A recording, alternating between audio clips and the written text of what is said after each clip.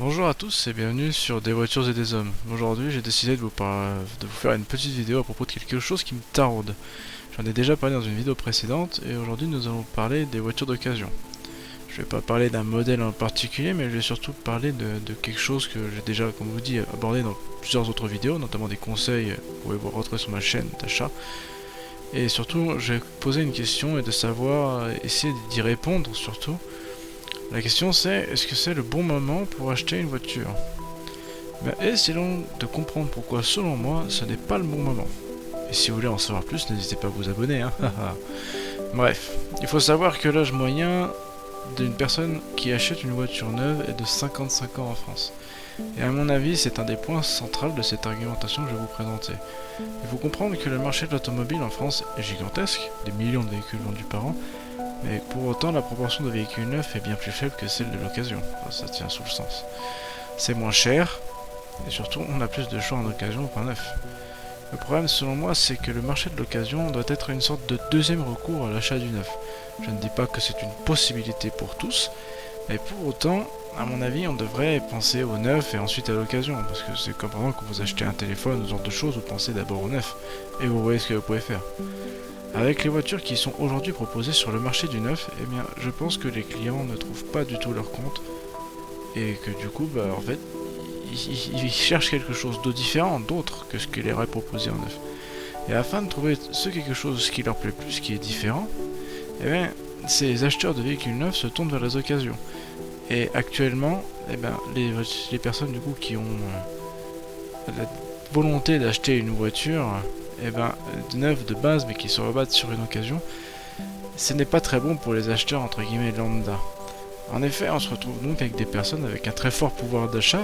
Des gens qui peuvent acheter des voitures neuves, c'est comme des gens qui ont un apport et qui ont des revenus, par rapport à des gens qui, eux, veulent plutôt acheter des voitures d'occasion et qui n'ont pas forcément ce pouvoir d'achat. Ainsi, cela provoque une inflation des prix, parce que, en soi, vous avez deux acheteurs, il y en a un qui vous propose 12 000, l'autre qui vous propose 13 000. Vous n'allez pas réfléchir 2 minutes, vous savez très bien que vous allez choisir celui qui vous donnera le plus. Et c'est pareil pour les véhicules d'occasion. Le deuxième point, à mon avis, qui est important, c'est que le nombre et le type de voitures qui sont proposées en neuf, il y a pas mal de choses qui disparaissent. Ou alors, vous avez des prix absolument délirants. Vous ne trouverez plus en France, sauf si vous passez par un malus monstrueux, des voitures de sport notamment. On pense au STI de chez Subaru, on pense au 911. C'est des voitures qui se vendent encore, mais en fait vous prenez le prix de base et vous rajoutez un malus écologique monstrueux. Et réfléchissez bien. Mettons vous voulez acheter une Alpine toute neuve, vous voulez acheter une A110, c'est bien. Vous en avez pour 60 000 euros, plus 20 000 euros de malus économique. Mais qu'est-ce que vous faites? Vous allez en occasion acheter une Alpine qui a 10 000 km pour 50 000 euros. Le calcul est vite fait en fait, il ne faut pas réfléchir beaucoup plus loin que ça. Donc forcément, on a une demande qui est extrêmement forte sur certains modèles et vous avez des augmentations de prix qui sont absolument délirantes. Moi je me souviens avoir personnellement acheté en 2016 une Subaru Impreza qui avait 7 ans, 150 chevaux, moteur essence 2 litres, sans turbo, donc une voiture qui était surtout pratique pour la neige. Et cette voiture à l'époque j'ai acheté 8 990 euros.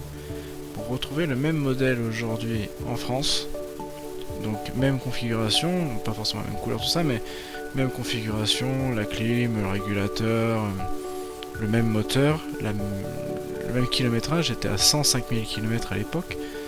Et bien pour une voiture qui du coup a pris au moins 8 ans, c'est-à-dire qu'à l'époque la voiture je l'ai achetée, elle avait 7 ans, aujourd'hui elle en aurait 15 quoi. Et bien ça serait le même prix.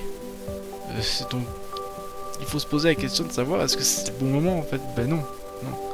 Tout ça pour dire que selon moi l'achat d'une voiture d'occasion aujourd'hui c'est pas forcément une bonne idée. Non, bien sûr je veux dire on ne choisit pas forcément quand on est-ce qu'on doit acheter une voiture. Des fois on n'a pas le choix parce que on a mis l'autre dans un mur ou on a un heureux événement qui nécessite une plus grosse voiture. Mais si vous avez l'occasion et la possibilité de le faire, si j'étais vous, j'attendrais d'acheter une nouvelle voiture. À mon avis, cette folie de l'inflation va bientôt se terminer. C'est un peu ce qui s'est passé pour les montres. En effet, un peu comme pour les voitures un peu rares, les montres un peu différentes, genre ou un peu le luxe, un peu, on va partir sur une marque toute bête, on va dire Rolex ou sur Patek Philippe, eh bien pendant le Covid, leur cote elle a absolument explosé. Mais explosé, on a été à passer à des fois 200, fois 200%, fois 300% quoi. Et aujourd'hui, en 2024, avec l'effet de mode qui est un petit peu passé, on retrouve des prix un peu plus normaux et il y a notamment des pages sur Instagram qui font des comparaisons sur les montres. Et il y a certaines montres qui ont perdu 80% de leur valeur. En fait, c'est pas qu'elles ont perdu de leur valeur, c'est que la course à la montre a ralenti. Et c'est pareil pour les voitures d'occasion en fait, c'est exactement pareil. Moi je regarde plein de voitures, je regarde Subaru, chez BMW les séries 3, série 5, les classes AO, les GLA, parce que j'aime bien regarder ça quoi. Je sais pas pour autant que je l'achèterai, mais... Et sur quasiment la moitié des annonces que je vois sur le Bon Coin, on peut voir que les prix sont à la baisse.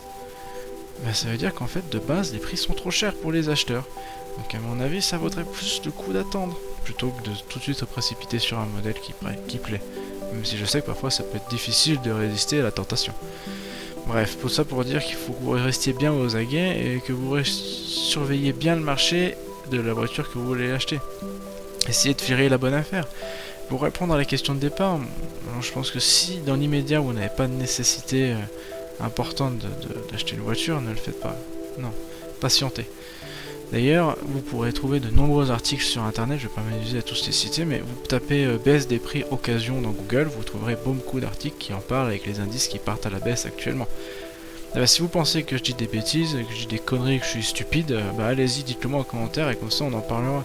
Moi je pense pas être un puissance, pour autant j'ai un avis et je pense qu'il est important de le partager parce que j'ai tellement eu de soucis avec l'achat de voiture qu'aujourd'hui j'aime aider mon prochain justement dans l'achat de voiture et en faire en sorte que les gens ne se fassent pas trop arnaquer. En attendant, n'hésitez pas à vous abonner et je vous remercie d'avance pour ça, un petit commentaire, tout ça, hein, on est content, on fait un petit sourire. Et puis en attendant une prochaine vidéo, je vous souhaite de passer à tous une très bonne journée ou une très bonne soirée, ou une bonne matinée, hein, au choix.